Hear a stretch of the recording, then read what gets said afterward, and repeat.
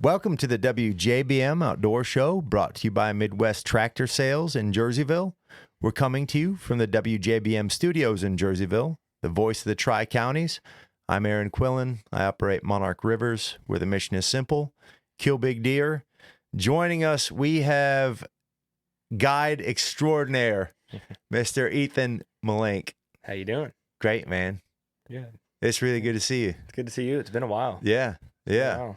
I think, did I see you, were you in here before or after the famous Mullink family reunion?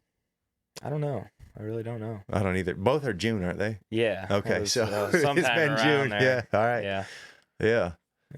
So you've had a year, man. Yeah, it's been a good one. One I'll remember for a long time, for sure. Yeah. Yeah. Last time you were here, you just graduated high school, Mm-hmm. did the homeschooling thing. Yep. You had done a little bit of guiding with us. Yep. And you sent your resume out all over. Walk us through that. What exactly, how many places, and did you target them? How did you figure it out? I mean, kind of mainly, I don't remember how many places it was. It was probably a little over 10. Okay. But it was just outfits that I had followed on like Instagram and stuff through the years. Okay. And just kind of the first ones that came to mind. It's like, hey, I would like to work for them. That would be cool. All right. And yeah, so I sent it out. It was like noon or something like that. And about 20 minutes later, I got a phone call and I seen the numbers from Minnesota. And I'm like, I wonder what this could be. Right. And it was the owner of Northern Skies Outfitters up in Saskatchewan. Okay. And talked to him for a while, and so he said he'd let me know. And then a couple days later, I got a call from Kansas. Okay. And that was from the owner of Wing Chaser Outdoors. Okay. And talked to him on the phone, and he said, send me some calling videos, and we'll get back to you in about a week. And I already had calling videos on my phone, sent them to him, and about 30 minutes later, he said, you got the job. Nice. And then a couple days after that, I got hired for a job in Canada. Okay. So, yeah. And so you've basically been gone since when? I left August 12th. Okay. And I got back February 1st. Living the dream. Yeah. Okay. It's a long time being gone, but it went by pretty fast, honestly. I bet. And I mean, it was fun pretty much the whole time. So didn't feel like work at all, which was nice. I enjoyed that. Yeah. But no, it was fun. It was a good time. Okay. And then Saskatchewan, you went to Saskatchewan in August, right? Yeah. So for my work visa permit stuff, I had to get there by the 15th. Okay. And so Northern Skies actually has a deer and bear hunting camp up in like the bush of Canada, and that's Timber Country Outfitters. Yeah. So I went there for a couple of days, and we were doing some deer stand stuff, clearing shooting lanes, cutting a bunch of trees, and it wasn't very fun, but it was a new experience, and it was cool. It was, something I could say I've done. Okay. And then, yeah, we went from there down to the Waterfowl Lodge, and I was in Canada until the end of October, and then went straight to Kansas and was there until the end of January. Okay. Mm-hmm. All right. And so with Canada, you drove there? Yeah. All right. How long of a drive? 25 hours. That's a long drive. It's a long drive. How many days did you do it in? So being that at the time I was 18, Yeah, which I'm 19 now, but at the time I was 18, and can't get a hotel. Oh. So my parents were nice enough to drive up there with me. Oh, so wow. they took a separate vehicle. Okay. So we stayed, I think it took us 2 or 3 days. Stayed a couple times. Just took it easy. Like, we weren't in a huge rush. Left early. That way we didn't have to drive 12 hours a day. You know, kind of just took it easy, which was nice. But yeah, so that not being able to get a hotel was kind of threw a wrench into things, but interesting, the different things that you come across. Right. Yeah. Just keep plugging. Mm-hmm. Okay. And then where in Saskatchewan? I mean, Saskatchewan's huge. Yeah, so I guess technically it's called Tway, Saskatchewan. Okay. So it's like northern. Okay. So obviously Saskatchewan goes up north, like it's pretty big, north and south wise, and most of it's the prairie. And we were about, I think, 60 miles south of where that forest starts, and then it's like 800 miles of forest until the tundra. Oh. So we were right. I mean, it was like the northern edge of the prairie, pretty much. Okay. Where we were. All right. Yeah. And so, what's it look like up there? With A lot of fields, a lot of big fields. Okay. And for the most part, it's pretty flat. All right. But I mean, it's vastly different from around here for sure. Okay. Yeah, I mean, it's just a lot of fields, and it's mainly like wheat and barley fields. Okay. And a lot of pea fields, some canola fields. Okay. So it's not like your corn and soybeans like you have around here. Right. But it's a lot different for sure. A lot of agriculture. Okay. Yeah. And then I'd imagine just that first push starts in September. Yeah. So, we got to the Waterfowl Lodge. I think it was like August, I don't know, 24th or 25th. Okay. There really wasn't anything around. Right. And then like the 28th comes up and there's really not anything around. You're like getting a little nervous here. Yeah. And then like the last 2 to 3 days of August, I mean, you can start to see stuff showing up, a bunch of ducks showing up, some honkers. Okay. And then I think it was like September 5th or 7th, somewhere around there is when the snow geese and Ross geese started showing up. Okay. So it was your first push was kind of a bunch of adults. Okay. But after those kind of pushed out after a couple days, it was a lot of Ross geese and a lot of juvie snow geese, which was fun. So we killed a lot of snow geese from September 7th till the end of, I mean, we were shooting them all the way till the end of October. Okay. There's a lot of them. That's awesome. Yeah. It was a good time. And so you're calling at them. It's not like nuisance season, so you're... Well, so in Canada in the fall and spring for snow geese, you can use e-collars. No way. Yeah. So Really? we had Fox Pros just like we do here. Okay. So snow goose hunting, you just set a box out, set some speakers out. And the difference is here, I mean, you're running your call volumes pretty loud. Yeah. But there, I mean, the last week at the spot I've been hunting, we've been finishing geese at the volume of 24 to 28, and there you're killing them at like 8 to 12. Really? And 12 is loud. So it's a lot different. I mean, granted, you're on the feed where they want to be. Right. But it's a lot different. And then why is that? What is it? They're that. I mean, so like your spread, for example. Yeah. There's not geese going to that field. Right. They're just flying over it. Okay. So you are trying to convince them to come to that field. Right. With your decoys and your calls, obviously. Yeah. So the differences of what we're doing in Kansas and Canada is we are hunting the fields that those birds are in. So they've been in it for the past 2 days, 3 days, whatever. Right. So the geese were out in here, they wake up and they are going to a feed, but me and you, we're not hunting the feed. Right. We're getting them in between. Yeah. And these birds, they wake up, they know what field they're going to. That's the one they're going to. Okay. So you're just trying to more or less blend in rather than pretty much say, hey, over here. Yeah. Okay. So it's a lot more, it's minimal calling and quiet speaker volumes for sure compared to here. Okay. So it is a lot different. All right. So are you using different sounds? Not really, no. Okay. I mean, they're so quiet sometimes I can hardly even hear it. Like it's quiet on the e-collar. But like as calling normal calls, about the same, just a little less. Okay. Pretty much. That's wild. Yeah. All right. So the first push is snows. Mm-hmm. Then some Rossies. Mm-hmm. Then some Juvies. Mm-hmm.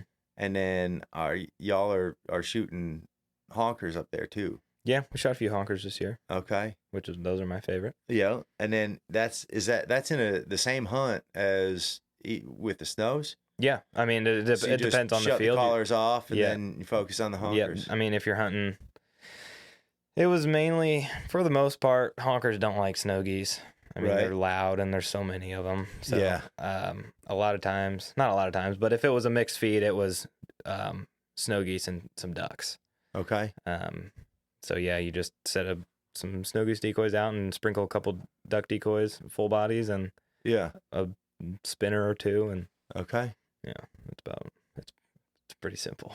Right. All right. So then your honker hunts are set up differently then. Then yeah, about the same amount of decoys. Okay. Kind of similar spread really. Yeah. Just the calling and stuff is obviously different. Right. And And- they're not as dumb Right. for sure. Right. And then there were a bunch of different species that I was seeing in your Snapchats and stuff Mhm. like that, that I don't know that a lot of people see that stuff around here. Yeah, like well, for example, in Kansas they get a lot of speckle bellies there. Right. And unless you're around like the Carlisle Lake area, you're not going to get a lot of specks around here. Well, I mean, what I'm talking about is like, what is it, the quill? Oh yeah. So like The- a honker that they call a Quill Lake honker. Yeah, the variations. Yeah, which it's like I think it's like a pigment, like feather pigment deal. Okay. And so that's just anything, like any white spots on their head? I mean, Or a lot of body? times it'll be like right on their breasts. Okay. And I mean, it's really kind of opinion based on Yeah. it. Like some guys will kill a honker with a little bit of white and call it a quill, but Okay. in my opinion, what really makes it a quill is obviously the white chest. And then it'll have like its toenails will be white, Okay. and it'll have some white on the bottom of its feet. Okay. And the good one will have white on like its primary wing feathers Okay. will be white. All And right. it go up to the head sometimes too. Okay. So is there a story on that? Is that just genetic, or how is that happening? I'm not sure. Okay. What I do know about it is that, I mean, they call it a Quill Lake goose, which there's a Quill Lake, Saskatchewan. All right. I'm assuming it started around there somewhere. That's when I Okay. first started seeing them or something like that. Okay. But I really don't know too much of the history behind it. All right. I know one day there was a speck hybrid of some sort. Yep, in that I Kansas, saw. we shot a snow speck hybrid. Okay. Mm-hmm. That thing was sweet. It was pretty cool. Yeah. So we shot one, and then on another hunt a month later we seen one, but never killed him. Okay. Yep. All right. And then you were in Saskatchewan just stacking them. I mean, what an average day for y'all was probably. Well, I mean, not every time, but a lot of the times with our snow goose. So the snow goose limit's 20 a person up there. Okay. So we were running kind of 6 to 8 guys. Yeah. And so a lot of 120 days. Okay. And then your duck limit is 8, Okay. and then your dark limit is 8. Okay. So whether that's 4 honkers, 4 specs, 8 specs, 8 honkers, Yeah. 8. Okay. So a couple times killed big limit of honkers, which is cool. But yeah, it was a lot of piles. For That's sure. awesome. Did Yeah. you keep a tally of your? I kept a tally of the ones I was in on.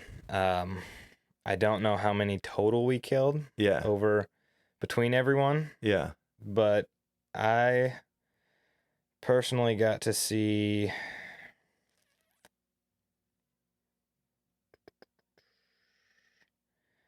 2,126 birds die in 2 months. And that's in Canada. That's in Canada. That's amazing. It's pretty wild. Yeah. Yeah. It's not hard to get up early for that. No, absolutely not. And then, For sure. so what was a typical day like up there? Like as a kind of, Yeah. what Like does your day look like? Yeah. You. I mean, it depends on if you're hunting or if you're scouting. Mhm. But if you're hunting, so we run trailer blinds up there. So you Yeah. can pull behind a pickup. Okay. And then we have a van that the clients will ride in, Okay. and then there'll be a big box trailer hooked to the van. So of a hunt, there'll be the van that'll go, and then someone in a pickup with the blind hooked up to the truck. Okay.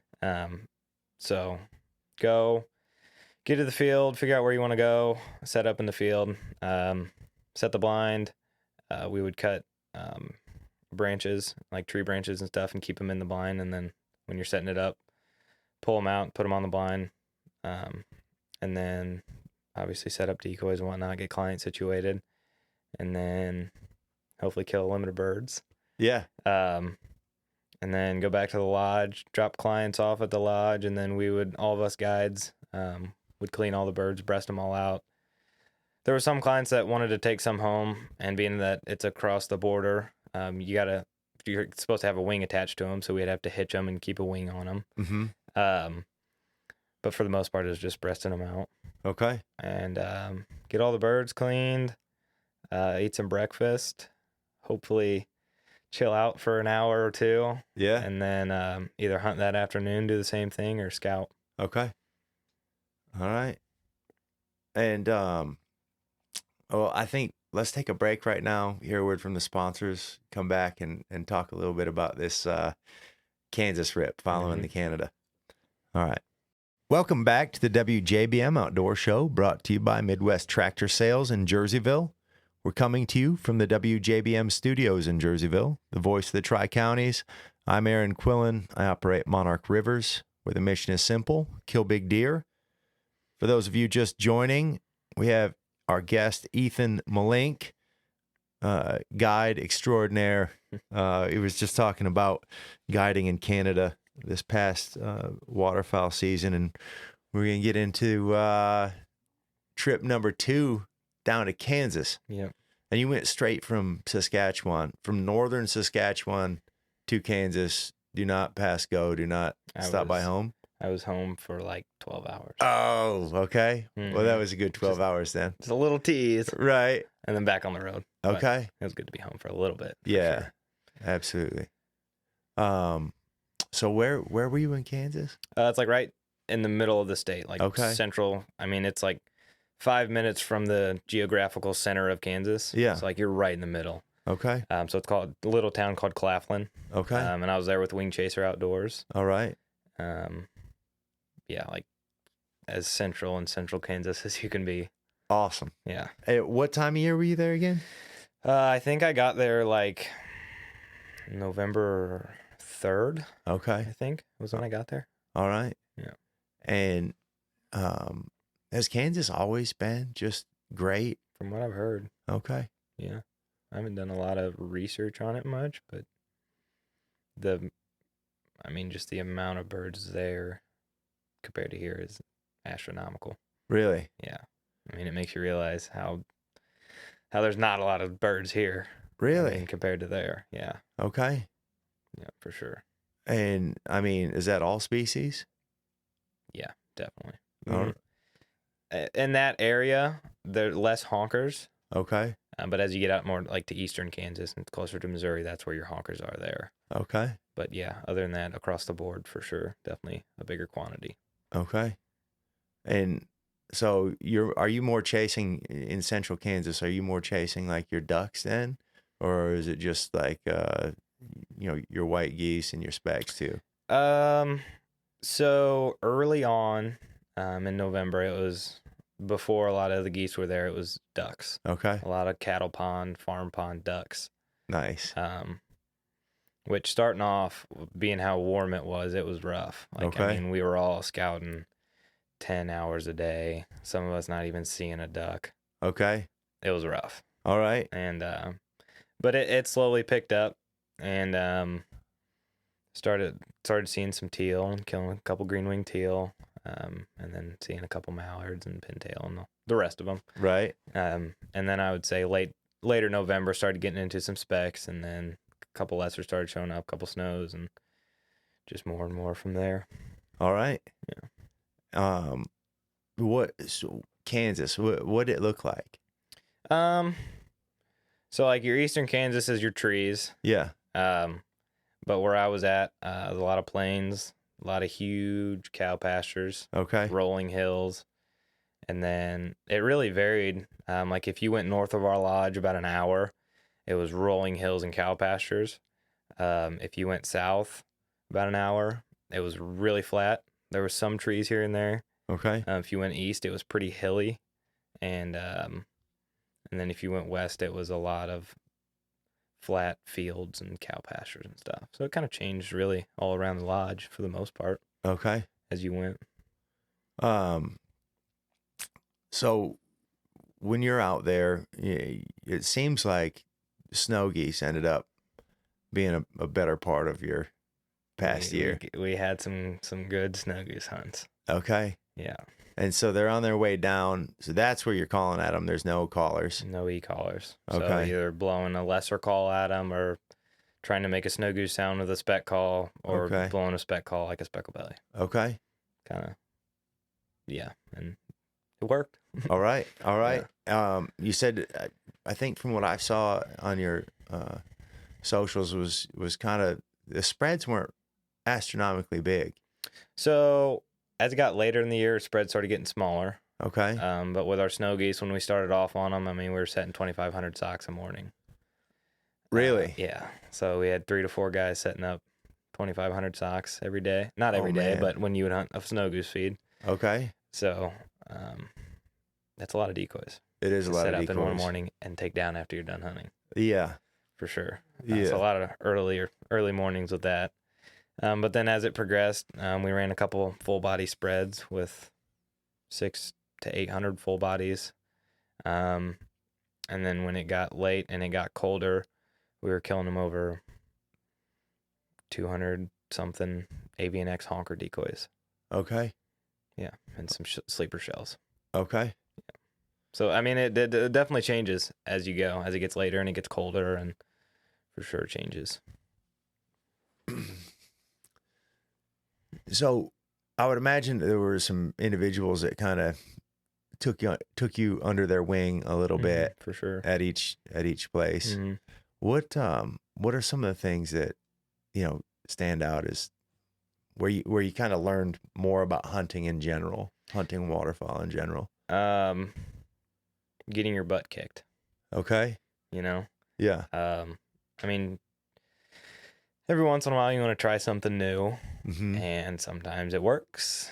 Right. Sometimes it doesn't. Yeah. And that's obviously where you learn things. And I would say I've learned a lot growing up hunting. Obviously, I went to school, so I could only hunt on the weekends during hunting season. Right. You can only learn so much going that little amount. But doing it for a job and doing it every day for 5 months, right? It's just a lot of experience. I mean, it's just just like how you're going to learn anything else, just experience, right? Just doing it and being there day after day after day, and seeing how in that area how things are evolving throughout the year. And I mean, I would say in our area here, I've got a pretty good idea of how things work and when they happen and why they happen. But I mean, going up to Canada and out to Kansas, a whole different world, really. There's your similarities, but a lot of, you're learning a complete new area. Never been there before. Right. Birds are doing different things. So definitely having people there, of Wing Chasers, there's 3 owners of it, and they all grew up there. Okay. So they're born and raised. They've been hunting there their whole lives. All right. So they know a lot of just about everything there is to know about what birds do there, when they do it, and where they do it, and why they do it. Okay. So just having people like that, you're learning a new area, so to guide you with that, point you in the right directions, give you tips is a huge help. Yeah. For sure. I mean, you're not going into it completely blind. Right. So that was a huge help for sure, is other people with experience, giving me tips and tricks for sure. Yeah. I try and learn something new from every hunter. Mm-hmm. Every guide. Like, for sure. I'm always trying to learn, based off of their experiences. Right. Because my experiences aren't the same as theirs. So. Everyone's experience is different with everything. Mm-hmm. Yeah. Mm-hmm. What are, in terms of bird behavior, how would a snow behave differently there than, say here? So in Canada, your juvenile geese are at that point like 3 months old. Okay. Pretty young. Yeah. And they fly 800 miles down from the tundra. Yeah. And where we're at is the first place they hit. They've never Okay. seen decoys before. Oh, man. Yeah. So, I mean, you're hunting birds that were kind of just born, Right. you know? And It's the veal of snow geese. yeah. And so they're not very smart. I mean, Right. there's your smart ones, and some days you're not going to get the dumb ones, just how it is. Right. But I mean, from there to all the way down here, I mean, they've seen countless decoy spreads and have been probably most of them have been shot at Yeah. countless times. So it's a big difference. Okay. I mean, they're even as a juvie goose, I mean, they've seen some stuff by the time they get to us here, especially going all the way down to Arkansas and then coming back up here in the spring. Like, they've seen some stuff. Right. Up there, they're fresh out of the egg. Yeah. And so up there, when you're shooting juvies, they are obviously smaller than the juvies that you're shooting now that are headed back. yeah, I would say they're definitely a little bit smaller for sure. Okay. Just, I mean, there's from September to February when we're shooting them here now. I mean, there's a good 5 months in between there that they have to grow, Right. you know, and they're flying, and I'm sure they're getting stronger and they're eating more. And Which is wild because you would, like, to me, I wouldn't think like, oh yeah, a juvie is hatched and then 3 months later they've got to fly from northern part of the continent to almost to the southern. Right. And this year they probably had to fly to the southern because how cold it got. Right. Yeah, for sure. And so they're just growing that whole time and learning things, and yeah. And I guess a lot of juvies, to me, the Rossi juvies seem smaller, like a how do you say it? A Ross goose juvenile seems significantly smaller in comparison to an adult Ross goose than a juvenile snow or blue. Right. Right. There's a no, I would have to agree with that 100%. There is a difference, but there's not too much of a difference between a juvenile snow and an adult snow. Right. But yeah, I mean, a true 3-month-old baby Ross goose is tiny, like the size of a mallard. Okay. Yeah. That's cool. So what other, aside from snow geese, when you were talking Kansas, I know you got in some cacklers, you got into shot some, a lot of lessers and cacklers. okay. And behavior wise, do you think they're similar to, what you're seeing over here when they're coming through? So over here being so far east compared to there, I mean, we don't see really hardly any lessers and cacklers.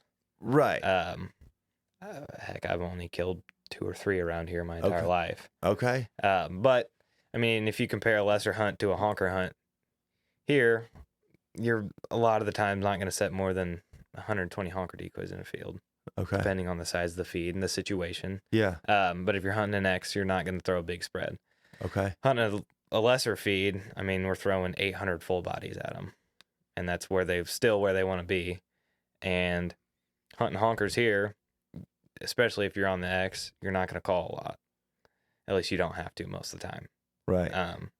Lessers love noise. They absolutely love it. So if you can throw the more sound at them, the better. So if you can get 3, 4, 5 really good goose callers, calling as hard as they can, that is best case scenario, 100%. Okay. So they definitely are a different goose, behavioral wise, than a big Canada for sure. Okay. In your experience, in Kansas, have you developed any opinions that you'd say are different than they were before? Opinions on what? Well, like, so let me get back to that. Okay. Did you find yourself hunting any roosts or anything like that? Yeah, once or twice. Okay. Yeah. And was it any different than hunting a roost back here? I think I've only hunted a honker roost one time here, Mm-hmm. and it did not work out. stuff, isn't it? Yeah, and we hunted a lesser and snow goose roost in Kansas, and we shot 86 in a cackler band. Okay.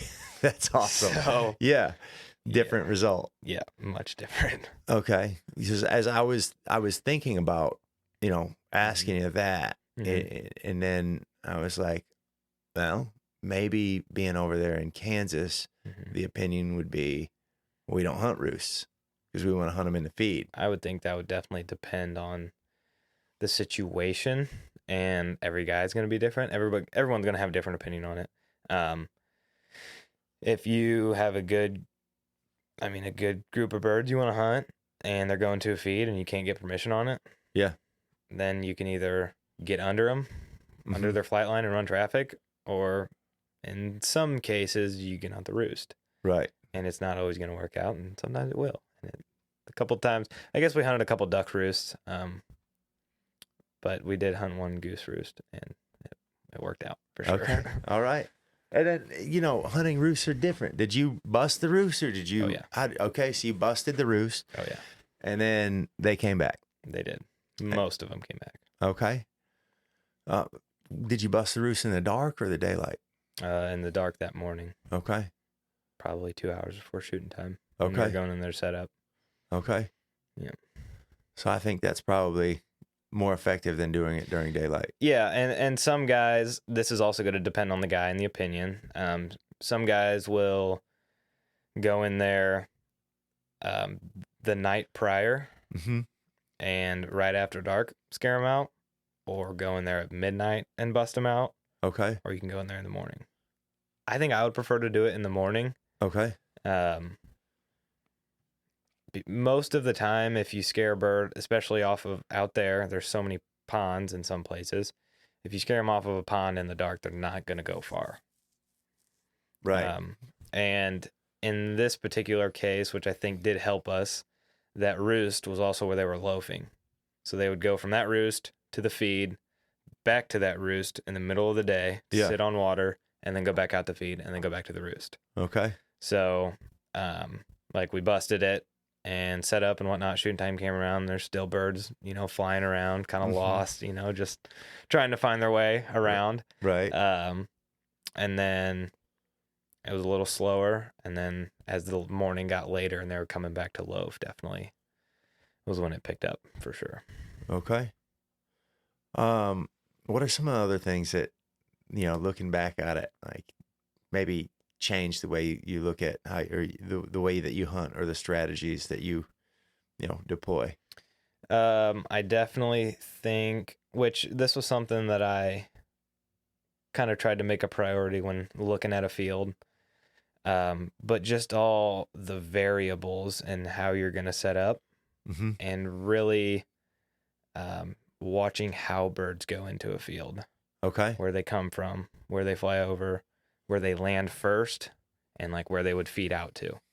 Because when birds are going to land in a field, they're not going to stay in that one spot. They're going to move as they eat. They're going to walk and they're going to move. Especially snow geese move a lot. Right. And so, for example, pulling up to a field, there's a huntable number of birds in there. That's always the first thing.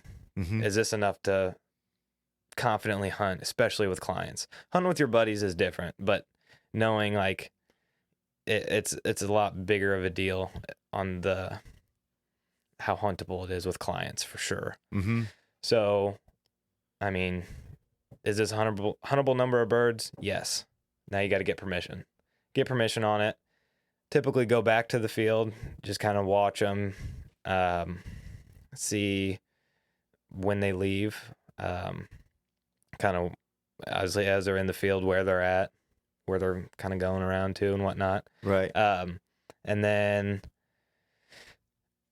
if you already have that field, say you get that field on a Monday, getting back there before first light on Tuesday.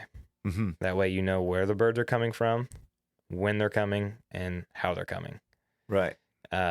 Which gives you an idea of how you want to set up. It's just more information about the field that you know about. Yeah. And then I would say a hide is a huge thing. Okay. just that is definitely the biggest thing is hiding, just disappearing. Okay. Because I mean, we had some hunts where you're where the geese have been the last 3 days, but your hide's not the best. The hunt's not going to go as well as you want it to. Okay. As to where they really haven't been in that field, but your hide is great, you're going to see more success there. Okay. And yeah, 100%. Like a hide for sure would definitely be a number one priority. Is can you hide well? All right. And then, so were you using different hides in Canada than you were Kansas? Yeah. So in Canada, obviously, we were using all trailer blinds, like I said. So what's that look like? I think it's just a 32-foot. If you can picture, I mean, like an A-frame blind, kind of. Yeah. Just made out of metal. Okay. On a trailer. And those ones are actually, they're hydraulic. So there was a button to slam them down to the ground or pick them up to like drive down the road. Okay. So when you would hunt them, they'd be all the way down to the ground. Okay. And so that's obviously, in Canada, you can get away with sitting in the middle of a field in a giant 32-foot long bush. Yes. Kansas, not as much. Here, definitely not. Right. So if you can find a tree line with shorter trees, okay, that's definitely ideal, or a good fence line. Okay. It's definitely going to be your ideal hide for a blind like that. Yeah. Kansas, if you can find a waterway, and if we're hunting, depending on the situation, A-frames and layouts. Yeah. So, I mean, if you're hunting layouts, if you can find a good grassy waterway in the middle of the field, that works well. Fence line, and then with an A-frame, shorter tree line, preferably not a tall one, because birds don't like them, especially geese don't like big, tall trees. Right. But I would say a fence line for an A-frame is definitely ideal. Okay. For sure. All right. Yeah. And then would you try and be on the same elevation, or would you get kind of lower, have a lower profile, and as the decoys, I guess, the same elevation as the decoys? So I'm thinking about like the ditch where we're at. Right. Versus, that case, so there was a case like that in Canada. I didn't hunt it, but I helped a guy set up.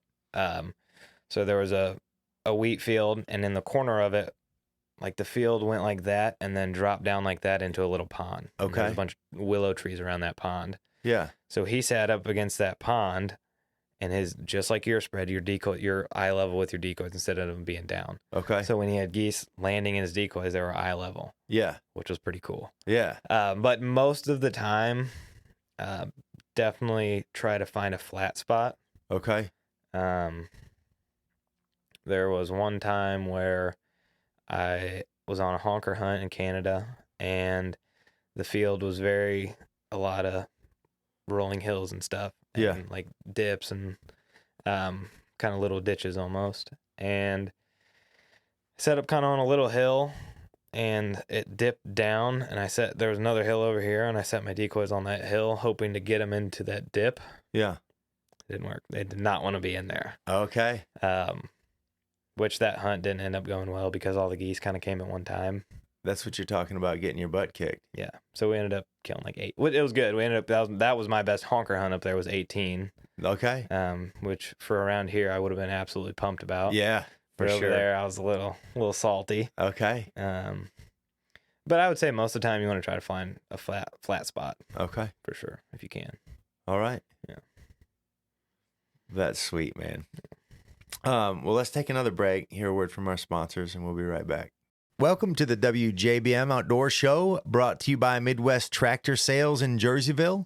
We're coming to you from the WJBM studios in Jerseyville, the voice of the Tri-Counties. I'm Aaron Quillen. I operate Monarch Rivers, where the mission is simple: kill big deer. For those of you just joining, Ethan Mullink, big time waterfowl guide here. Beginning is a bright future for this young man. Yeah. And we were talking.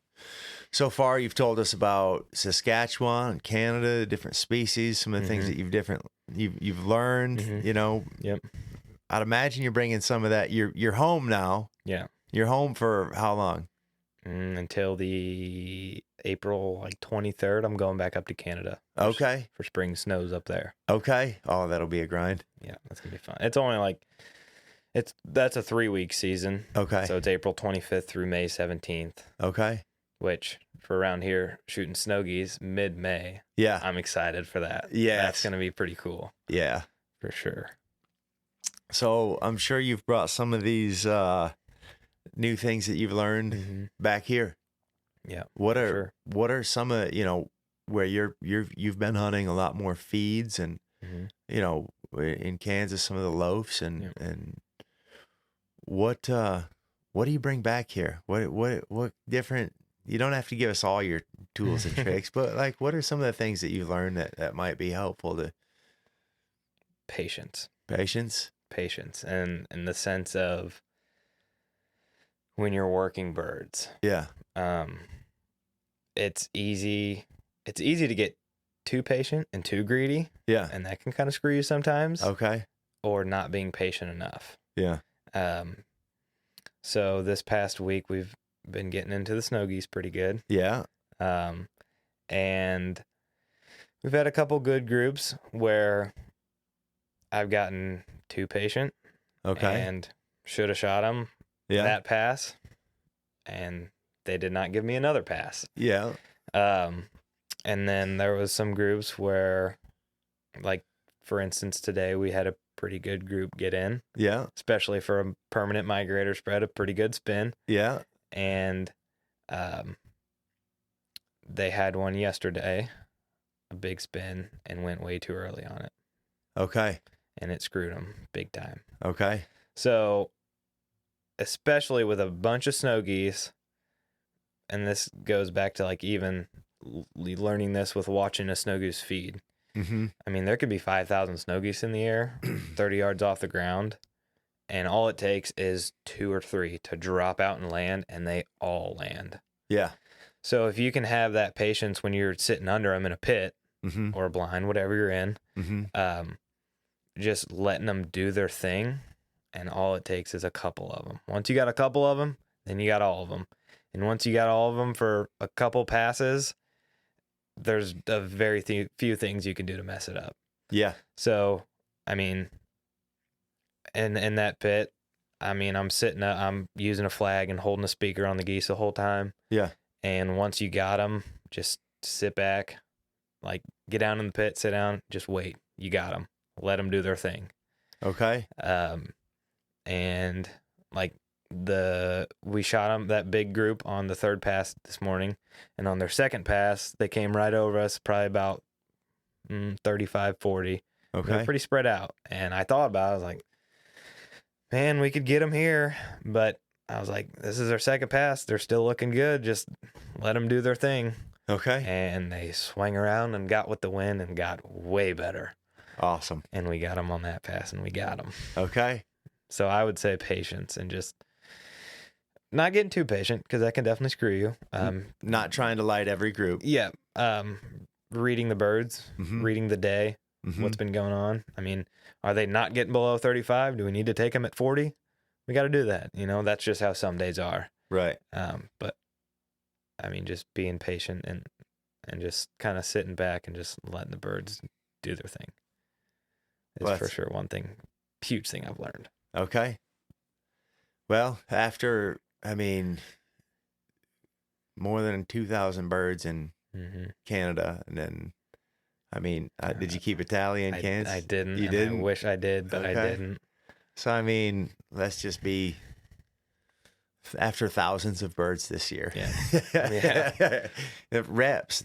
Everything's reps. Yep. Did you learn anything spread wise? Nothing that I would bring back home with me for spring snows. Okay. Because obviously you're setting a big permanent spread. Mm-hmm. As of, in Kansas and Canada, you're chasing feeds, you're setting a small natural spread.